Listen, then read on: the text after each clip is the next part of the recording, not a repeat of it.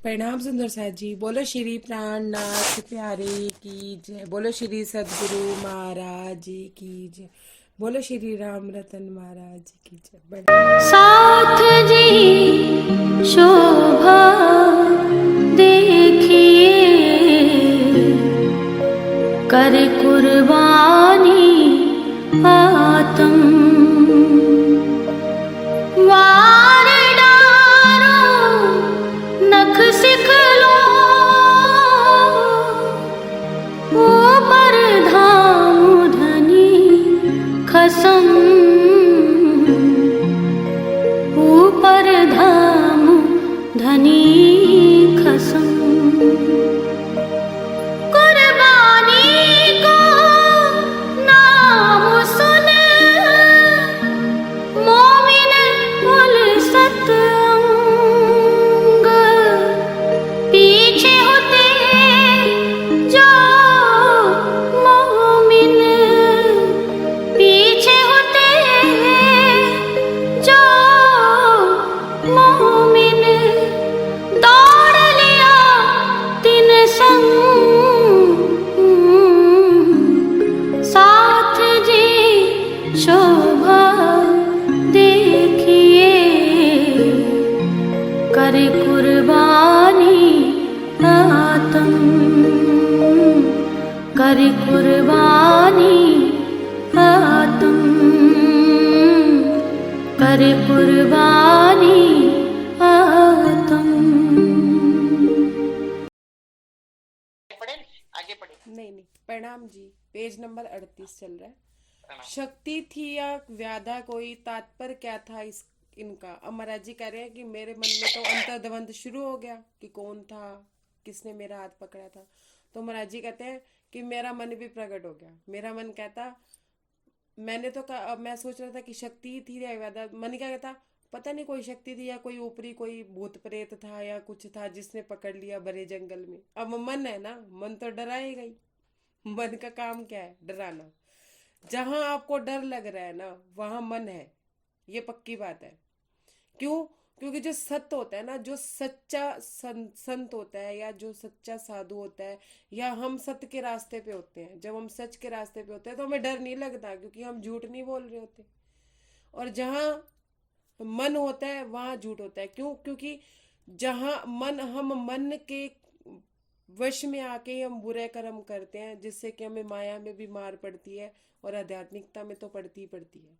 तो महाराज जी कहते हैं मन ने भी डराना शुरू किया कि हाँ, कोई व्याधा तो नहीं, कोई कोई भूत प्रेत तो नहीं था। तात्पर्य क्या था इनका, अगर इनके आने का क्या तात्पर्य था, मतलब कारण क्या था इनके आने का। आए और कुछ बता के भी नहीं गए। मतलब मन ऐसे डराने लगा कि आए थे दिव्य पुरुष, तो कुछ बता के तो जाते कि क्या करना चाहते हैं, क्या कहना चाहते हैं, क्या समझाना चाहते हैं। बिना समझाए चले गए।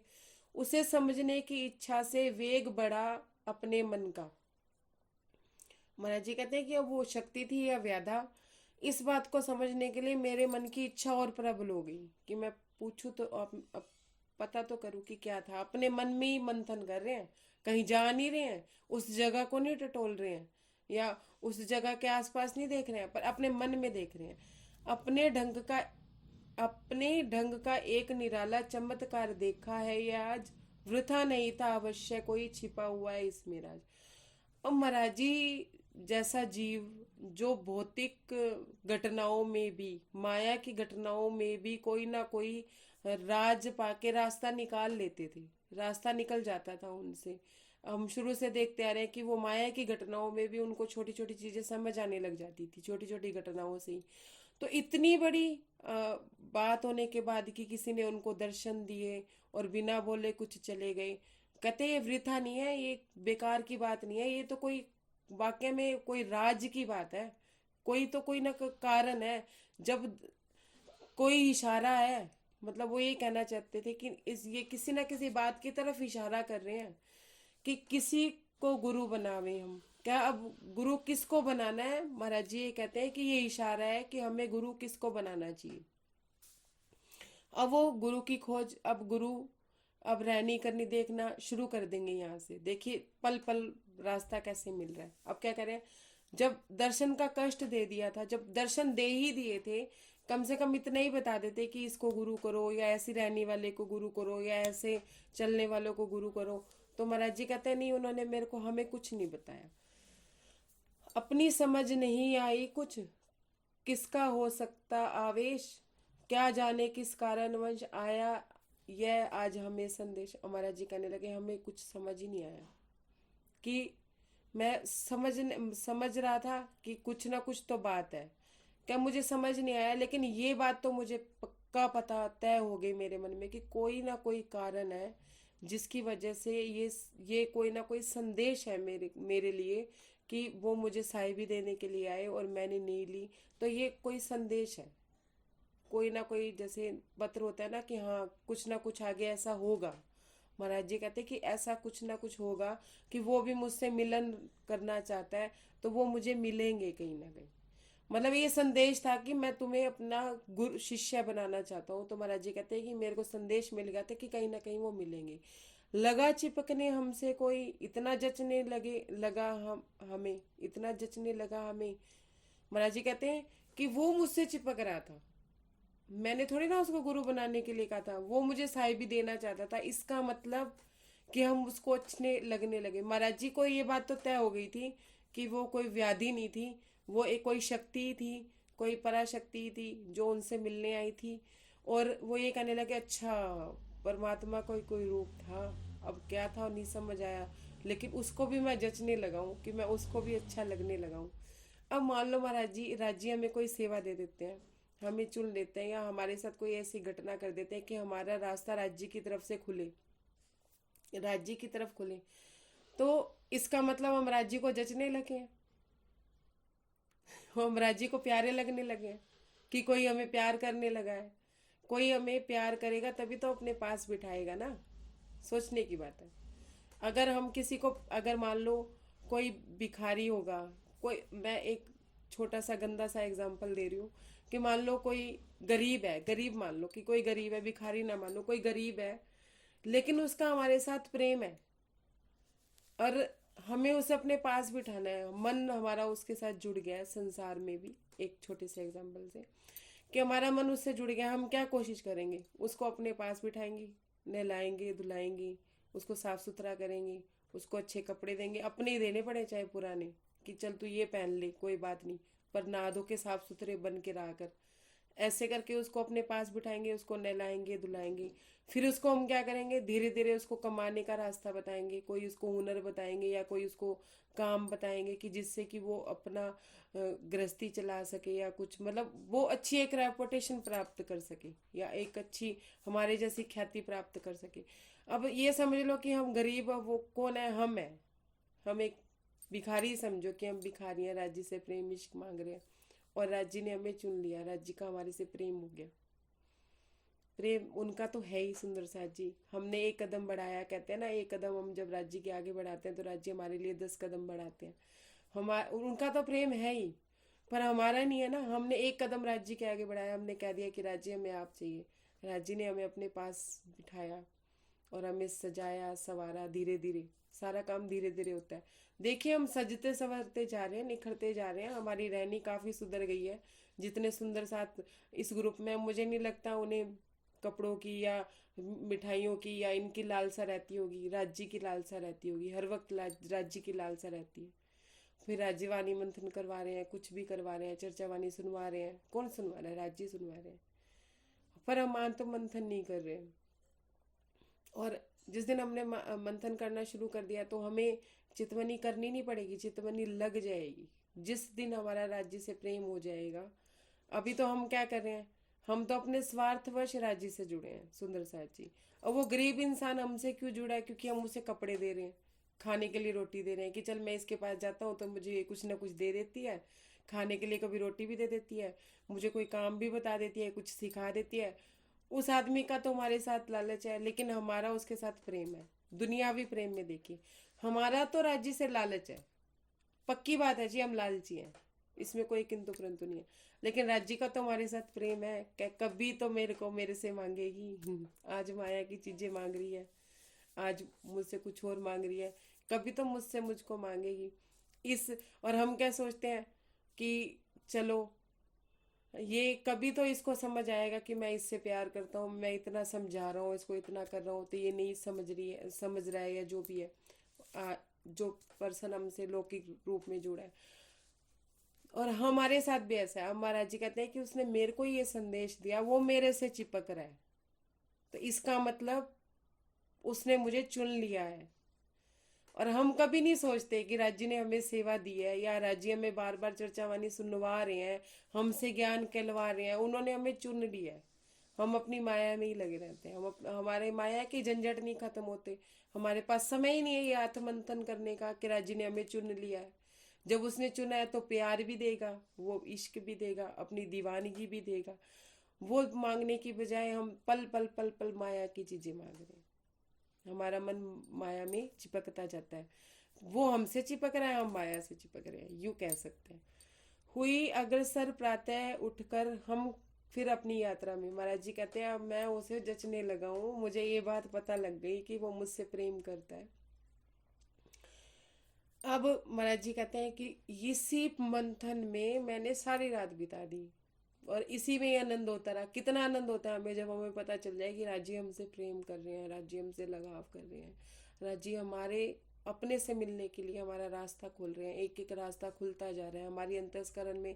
हमारी जीवा अब राज्य को ही चाहती है, हमारे कान राज्य को ही सुनना चाहते हैं, हमारी आंखें सिर्फ उनके रूप स्वरूप को ही देखना चाहते हैं, उनके मंथन में ही चाहते हैं। दिमाग में हमेशा राज्य चलते हैं, मन हमेशा राज्य में लगा रहता है, माया में जाता ही नहीं है। माया हमसे, हमें माया में एक दुश्मन लगने लगी है। अब माया से हमारा मन हटता चला जा रहा है। जब हम इस तरह का मंथन करें कि राज्य में प्रेम करते चले जा रहे हैं, निखारते चले जा रहे हैं, इस तरह के अंत मंथन में सुंदर सा जी आप कितनी देर मर्जी बैठ जाइए, जो राज्य का प्रेम, जो राज्य का आनंद, फिर एक ना एक दिन उनका स्वरूप देखना भी शुरू हो जाएगा। क्या पता एक किस रूप में वो आके हमें दर्शन दे जाए। जिस तरह से आत्म मंथन बड़े महाराज जी ने किया, अगर हम अपना आत्म मंथन अपनी आंखें बंद करके यही मंथन करें कि हमारे मन में क्या चल रहा है, हमारे दिमाग में क्या चल रहा है, हम सुनना क्या चाहते हैं, हम देखना क्या चाहते हैं, हम बोलना क्या चाहते हैं, लेकिन हम हमारे तो पांचों घोड़े माया में ही लगे। अंतस्करण की तो हम बाद में देखेंगे ना। कान दूसरे की बुराई सुनना चाहते हैं। सत्संग के लिए 1 घंटे का टाइम है, तो पौने घंटे में ही इशारे होने शुरू हो जाते हैं, चलो चलते हैं, चलो यहाँ चलते हैं, वहाँ चलते हैं, बाहर चलते हैं। और फिर सत्संग के बाद माया की बातें, निंदा चुगली, उसमें 1 घंटा लगा देंगे, लेकिन राज्य के लिए नहीं उतना समय लगा पाएंगे। ये हमारी शुरू की परिस्थिति होती होगी, लेकिन अब तो शायद मुझे नहीं लगता कि हम सुंदर साथ इस तरह की बात सोचते होंगे। अब हमें किसी की बुराई नहीं अच्छी लगती होगी, हमें सुनना तो राज्य को ही सुनना। मुझे तो आज ये लगता है कि नहीं, मुझे अब किसी के बारे में कुछ नहीं सुनना, सिर्फ मुझे राज्य के बारे में सुनना है। अब आगे क्या है, क्या कहते हैं, 2 दिन प्रातःकाल हम उठ के फिर अपनी यात्रा पे, अपने इस आत्म मंथन में इतने आनंद विभोर होके कि चलो उसने मुझे चुन लिया, अब कहीं ना कहीं कुछ होगा। अब क्या कहते हैं कि 2 दिन तो अकेले बीते, 2 दिन तो अकेली बीती, मिली नहीं संगी साथी, संत साथ ना मिला, ना अब तक रह रह सीख याद आती। अब महात्मा का पहला वचन तो राजी ने अपने जीवन में उतार लिया था। अब दूसरा वचन उनका क्या था, साध संगत सत संगत में रहना है, महात्माओं की संगत में रहना है। संगति क्या करनी है, महात्माओं की करनी है। माया के लोगों की संगति नहीं करनी है, माया में नहीं रहना है कि माया के लोग बैठे हैं, माया की सौ बातें हो रही है, नहीं, जो राज्य की बात कर रहा है उसी की संगत करनी है। वचन महात्मा के कहे हमें यह रह रह कर याद आते। महाराज जी कहते हैं कि हमें महात्मा का दूसरा वचन रह रह के याद आते, रह रह के। महाराज जी कहते हैं कि मुझे यही मंथन हो रहा था कि अब मुझे साथ संगत कैसे मिले।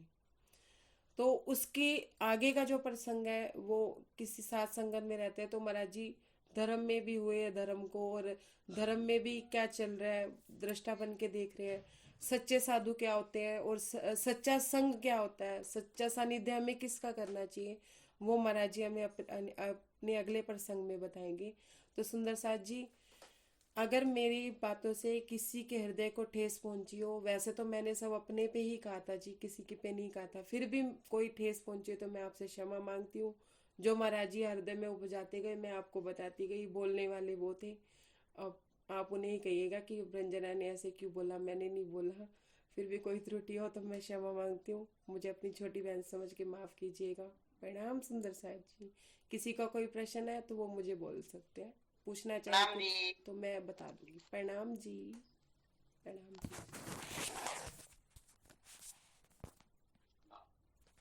हाँ जी, रंजना दीदी एक बार फिर से अनम्यूट करना अपना माइक। जी। कह रहे हैं कि गुरु तो हम कंटेंट धारण क्या है कि करना हम बराबर आ चाहते हैं। रही है दीदी। हाँ जी। तो महाराज जी कह रहे हैं कि गुरु तो हम करना ठीक है चाहते हैं, मोनिशा हो। लेकिन हमें कोई मिला नहीं कि जिससे हम गुरु करें। तो कहते हैं कि मेरे बड़ों ने हमें समझाया है कि पानी पिए छान के गुरु की वे जान, गुरु कीजिए जान के। कि जब से मैं बड़ा हूँ, मेरे पिता भी बचपन में मुझे ये कहते थे कि गुरु जानबूझ के करना है। आगे भी मैंने देखा तो गुरु सब मुझे बड़े ये कहते थे कि गुरु जान के ही करना। अब हमारी वाणी में भी लिखा है कि गुरु जानबूझ, मतलब समझ बूझ के गुरु कीजिए रे साधो, समझ बूझ गुरु कीजिए। हम लोग क्या करते हैं, किसी ने हमें ज्ञान की कोई ऐसी बात बता दी जो बात हमें नहीं पता थी और हमें समझा दी, और तो हम उन्हें अपना गुरु मान लेते हैं। या हमें ये लगता है कि नहीं ये तो बहुत अच्छे ज्ञानी है, अच्छा है ना, वो की रहनी देखते हैं ना कुछ, मतलब प्रभावित हो जाते हैं। यूं कह लो कि हम किसी से भी प्रभावित होके उन्हें अपना गुरु मान लेते हैं। महाराज जी कहते हैं कि नहीं, मुझे तो कोई गुरु योग्य गुरु दिखा नहीं, गुरु तो हम भी बनाना चाहते हैं। ऐसे सुंदर सा जी, हमें भी हर किसी को अपना गुरु नहीं बनाना चाहिए। पहले हमें उनकी पहचान करनी चाहिए। जब हम, अभी तो हमें तो सबको मिल गए हैं सतगुरु। मैं तो समझती हूँ कि जितने भी ग्रुप में अभी हैं सुंदर साथ, सबको गुरु मिले हुए हैं। लेकिन शुरू की अवस्था है, क्योंकि उनकी तो शुरू की अवस्था चल रही है।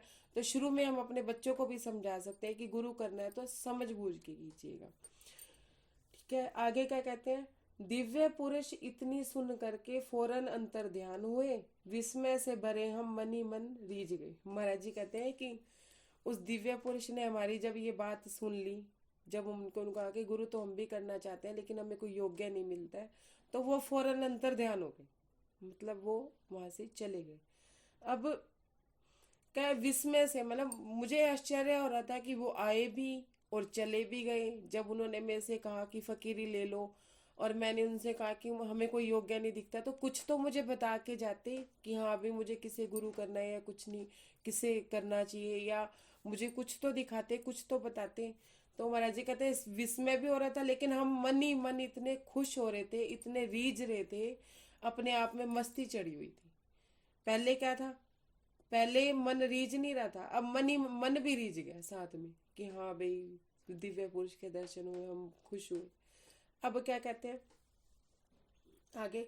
बाह हमारी छुट्टी जैसे यह हमको महसूस हुआ, एक तमाशा सा होकर सारा वहीं विलीन हुआ। और महाराज जी कह रहे हैं मेरी बाह भी छूट गई। जो मुझे लग रही थी ना, वो उस पुरुष के आने से लेकर जाने तक, वो अंतर ध्यान जब हुए तो मेरी बाह भी, मुझे ऐसे लगा किसी ने छोड़ दी। और हमें क्या महसूस हुआ, या तो यार एक तमाशा हो गया हमारे साथ। महाराज जी कहते मुझे ऐसा लग रहा था जैसे मेरे साथ ये तमाशा हो गया। क्या, कि वो आए भी, दर्शन दिए भी, और मेरे से फकीरी लेने के लिए बोला भी, और चले भी गए। इसका मतलब कोई ना कोई रहबर तो है ही, किसी परमात्मा की, किसी की नजर तो मेरे पे है ही। वो मुझे देख रहा है पल पल, और वो भी मुझसे मिलना चाहते हैं। महाराज जी कहते हैं कि अब मुझे ये पक्का हो गया कि वो भी मुझसे मिलना चाहते हैं। मतलब उनके मन में दृढ़ता आती चली जाए। अब उनमें इनके उनके मन में अब ये दृढ़ता आ गई कि मेरे को भी कोई मिलना चाहता है, जिसकी खोज में मैं जा रहा हूँ वो भी मुझसे मिलना चाहता है, कहीं ना कहीं मुझे जरूर मिलेगा। फिर उन्होंने क्या किया आगे देखिए। हमें कोई मिल जाता है ना दिव्य पुरुष, हम यही सोचने लग जाते हैं कि हाँ हमें मिला, फिर उसके बाद हम भूल भी जाते हैं। देखिए थोड़े टाइम बाद भूल जाते हैं, और उसका बखान करते हैं बार बार। हमें वहां दर्शन हुए थे, वहां मुझे ये दिव्य पुरुष मिला था, वहां पे महाराज जी किसी तन के रूप में आए थे, ऐसा ऐसा करके क्या बस बात की और खत्म। महाराज जी क्या करते हैं, अंतर द्वंद लगे फिर बढ़ने, कैसा था ये दिव्य प्रकाश, वहां हमारी पकड़ जगाने, ये कौन सा था पास, कौन खड़ा था पास। महाराज जी कहते हैं कि मेरे मन में फिर अंतर्द्वंद छिड़ गया। मतलब मेरा मन फिर प्रश्न उत्तर करने लगा कि ये कौन था, ये दिव्य प्रकाश कैसा था, किसने मेरी बाह पकड़ी थी, मेरा किन्ने पकड़ा था हाथ। हम कहते हैं ना मेरा किन्ने पकड़ा था हाथ। जब धनी देवचंद्र जी के मन में भी ये बात आई कि मेरा किसने पकड़ा हाथ, तो धनी देवचंद्र जी के मन में आया कि जिसने मेरा हाथ पकड़ा था वो मिलेगा तो मुझे है ही। लेकिन हम क्या करते हैं, हम सिर्फ बखान कर करके बात खत्म कर देते हैं, दूसरों की साई भी ले लेते हैं, और उनके मन में हाँ इन्हें तो राज्य के दर्शन हुए हुए हैं, या ऐसा या वैसा। ये हम अपनी बात, मैं तो अपनी बात बता रही हूँ जी, फिर आप किसी पे मत दीजिएगा। मेरे मन में जो बात मेरे लिए आती है मैं वही बोलती हूँ। तो महाराज जी कहते हैं फिर महाराज जी तो मंथन कर रहे हैं, हम लोग मंथन नहीं करते हैं कि जिसने हमें दर्शन दिए, जिसने हमें एक सुंदर साथ थे, मुझे उनकी बात से अनुभव हुआ, मुझे खुद को, मैं अपने अनुभव की बात बताती हूँ कि एक सुंदर साथ ने मुझे बात की कि मेरे जो पति है ना, पति है जो भी मतलब है प्रेजेंट में, वो शुरू शुरू में ना वो माता को बहुत मानते थे, और माता को और शिव जी के बहुत बड़े पक्के भक्त थे। अब मेरी शादी हुई थे प्रणामियों में ही, लेकिन माता को मानती थी। माता उनकी मतलब उनकी सास प्रणामी थी, लेकिन पति जो था वो माता को मानता था। मानते नहीं थे, कोई प्रोग्राम हुआ, कुछ खुशी हुई, गम हुई, माता पे चलते हैं, वैष्णो देवी चलते हैं, माता पे चलते हैं, वैष्णो देवी चलते हैं। तो कहती हैं कि जब मैं पहली बार अपने पति के साथ गई तो मेरे मुंह से नहीं निकला जय माता दी, मैं तो कहूँ राज श्यामा जी, राज श्यामा जी, राज श्यामा जी, राज श्यामा जी। तो कहने लगी मैंने वहीं से ही अपनी ना चाची को फ़ोन किया, जो मुझे रास्ता दिखाती थी, जो मुझे राज्य से जोड़ती थी, मुझे वाणी से जोड़ती थी, मुझे वाणी का ज्ञान देती थी। तो कहती मेरे को ना उन्होंने ये बात बताई कि ये देवी देवता भी ब्रह्मशिष्टियों के लिए ब्रह्मशिष्टियों के दर्शन के लिए तरसते हैं, तो इसलिए हमें इस स्थान पे भी कभी कभी जाना पड़ता है कि वो हमारे दर्शन कर सके। क्या इस बात का तो मुझे अंदर से बड़ा वो हुआ कि हाँ भाई मुझे महाराज जी ने मतलब हमारे दर्शन करने के लिए देवी देवता वो तड़पते हैं। तो फिर भी कहती है कि मेरे मुख से क्या निकला, राज श्यामा जी, राज श्यामा जी, राज श्यामा जी। मैं पूरा रास्ता राज श्यामा जी, राज श्यामा जी करते करते जब मैं घर वापिस आ गई, तो उसके कुछ समय बाद ही मेरे पति राज्य में लग गए, वाणी पढ़ने लग गई, मंदिर जाने लग गए। तो धीरे धीरे करके उनका माता जी से संबंध छूट गया। ये बात मुझे उन्होंने जब बताई तो मैंने उनसे कहा अब परिस्थिति कैसे। मैं बड़ी आत्म विभोर, मुझे अंदर से बड़ी खुशी हो रही थी कि हम तो दूसरे धर्मों में गए ही नहीं, तो राज्य ने हमें तो बचपन से ही खींच लिया, लेकिन फिर भी हमें थोड़ा बहुत भटकाव रहा। जब उन्होंने मुझे ऐसा कहा ना, मैंने कहा आज फिर आज क्या परिस्थिति है। आज बस मैं यही समझती हूँ कि बस मेरे बच्चे भी राज्य में लग जाएं, मेरे दोते पोते भी राज्य में लग जाएं। और मैंने कहा आप नहीं, मैं तो राज्य में हूँ ना, मस्त खा रही हूँ, पी रही हूँ, अच्छा पहन रही हूँ, अच्छा खा रही हूँ, और राज्य की मेहर क्या होती है। देखो मैंने उन सुंदर सास से भी बोला, और मैंने अपने मन में इस बात का मंथन किया। मैंने कहा आपने ये नहीं सोचा कि आप ये बात तो बड़े प्यार से बता रहे हो कि आपके ऊपर मेहर हुई और आपके पति राज्य में लगे, आपने ये क्यों नहीं सोचा कि ये मेहर क्यों मुझ पे भई। मामती भी कहती हैं कि मुझे शक हुआ कि ये मेहर मेरे पे ही क्यों हो रही है, क्यों मेरे पे ये मेहर हुई कि मेरा पति राज्य में लग गया, तो इसका मतलब मेरी राज्य से निस्बत है। पर खोज क्या की, माया की। इच्छा क्या है, सारे राज्य में लग जाएं, राज्य में लगे रहें, खुद नहीं लगना, खुद राज्य को नहीं पाना। हम मस्त खा रहे हैं, पी रहे हैं, राज्य की इतनी मेहर है कि कोई काम नहीं अटकता, राज्य इतना प्रेम देते हैं। तो मतलब हमें ये सोचना चाहिए कि अगर मान लो कोई सेवा हमारे पास राज्य की आ रही है, या हमें कोई सेवा दी जा रही है, तो इतने लोगों में राज्य ने हमें ही क्यों चुना, ये मेहर मुझ पे क्यों हो रही है कि ये सेवा मुझे मिल रही है, मेरे जीव को चुना गया है ना। तो इसका मतलब हमें आत्ममंथन करना चाहिए कि मेरा किन्ने पकड़ा था हाथ, कि मेरा किसने हाथ पकड़ा था इस सेवा के लिए, और सेवा करवाई किसने, करवाने वाले फिर राज्य। अगर हमें सेवा के लिए इतने जीवों में चुन लिया गया, मैं अपने आप में समझती हूँ कि महाराज जी के साथ मेरी निस्बत है, तभी उन्होंने इस बीतक के लिए मुझे चुन लिया कि चलो रंजना कर देगी। हालांकि रंजना कोई प्रवक्ता नहीं है ना, रंजना को भी अभी कोई अक्कल दक्कल है। बस ठीक है, मैंने महाराज जी को भी प्रणाम किया। अगर आपने चुना है सुंदर साथ का हुक्म, राज्य जी का हुक्म, तो चलो आप मेरे धाम हृदय में आके आप ये सेवा करना, मैं नहीं कर पाऊंगी। मतलब मैंने अपनी मैं उनको दे दी कि मैं नहीं कर पाऊंगी। मतलब अब हमारे मन में अंतर्द्वंद नहीं है कि मेर हम पे क्यों हो रही है, हमारा हाथ किसने पकड़ा था। महामती जी कह रही हैं, धनीदेव चंद्र जी कह रहे हैं मेरा किन्ने पकड़ा था हाथ। महामती जी कह रही हैं कि ये शक भाई मुझ पर, कि मुझ पर ही ये मेर क्यों हो रही है, कि मुझे शक हो रहा है कि मेरे पे मेर क्यों हो रही है। मैं तो इस लायक रहनी नहीं कर रही, मैं इस लायक काम ही नहीं कर रही, मेरा तो अभी इतना कोई रहनी कर कसनी नहीं करी, मैंने कुछ नहीं किया, तो मेरे पे मेर क्यों हो रही है। और किसने मेरी बाह पकड़ी और कौन मेरे सामने खड़ा था। महाराज जी कहते हैं कि किसने मेरी बाह पकड़ी और कौन मेरे सामने खड़ा था। हम कभी नहीं ये सोचते, हमारे मन में अंतर्द्वंद नहीं होता। हम क्या कर रहे हैं, ज्ञान सुन रहे हैं, ज्ञान बोल रहे हैं, मतलब ज्ञान इन द सेंस वाणी बोल भी रहे हैं, वाणी सुन भी रहे हैं। वो ज्ञान इलम का सागर जरूर है, लेकिन वो इश्क का सागर भी है। वो एक ऐसा समंदर है, वाणी हमारी एक ऐसा समंदर है। चुनने वाले पे डिपेंड है कि वो उसमें डूब के सिर्फ ज्ञान ढूंढता है, या उसमें ढूंढ के सिर्फ इश्क ढूंढता है, या सिर्फ उसमें डूब के माया ढूंढता है, या उसमें डूब के अपने अंतर मन का रास्ता ढूंढता है। ये वो गहरा समंदर है सुंदर साथ जी। अब आप देख लो, जिन्होंने इलम ढूंढा उनको इतना ज्ञान है, इतना ज्ञान है, हद से ज्यादा ज्ञान है। जैसे कोई हल्दी की गांठ हाथ में लग गई, वो 14 लोग ब्रह्मांड भी बता देंगे, योग माया के अंतस्करण भी बता देंगे, उसके आगे के अंतस्करण भी बता देंगे, क्योंकि वाणी में सब कुछ है। वाणी से बाहर कुछ भी नहीं है। और जिनको इश्क की लगन है, वो महामती जी के वो इश्क के वाले हृदय को ले लेंगे कि हाँ महामती जी ने यहाँ इश्क किया, यहाँ आशिकी निभाई, हम भी निभाए, हम अपनी रहनी ऐसे ही करें, मतलब ऐसा। और जिन्होंने माया मांगी, महाराज जी को राज जी को मतलब इंद्रावती जी को हर जगह ये मिला। जिन्होंने माया के लिए वाणी खोलनी है तो राज जी उनको माया भी देते हैं। हाँ, आज ये 5 प्रकरण पढ़ लेते हैं विरह के, मेरा ये काम हो जाएगा। आज मेर सगर का पाठ कर लेते हैं, मेरा ये काम हो जाएगा। तो राज जी जो हमारी वाणी है वो पूरा सागर है, सागरों से भी गहरा सागर है। यूं कह लो कि इलम का सागर परम धाम का, वहां की एक बूंद ही यहाँ आई है, ये वहां से एक बूंद आई है, तो ये हमारे लिए सागर है। हर तरह की चीज वाणी में मिलेगी।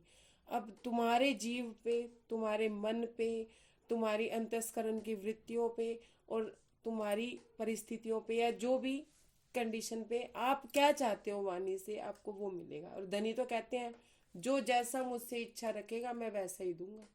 जो मुझे जिस रूप में दर्शन करना चाहेगा मैं उस रूप में दर्शन कर दूंगा।